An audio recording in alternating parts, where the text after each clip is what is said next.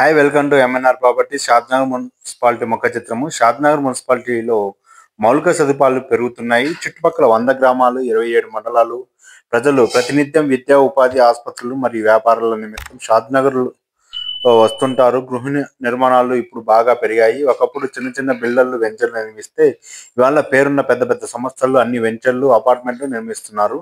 అన్ని వసతులు ఉండి అనుమతులతో ఉన్న వెంచర్లు అలాగే ఇల్లు కట్టుకునేందుకు వీలుగా ఉన్న ప్రాంతాలకు వినియోగదారులు ప్రాధాన్యం ఇస్తున్నారు.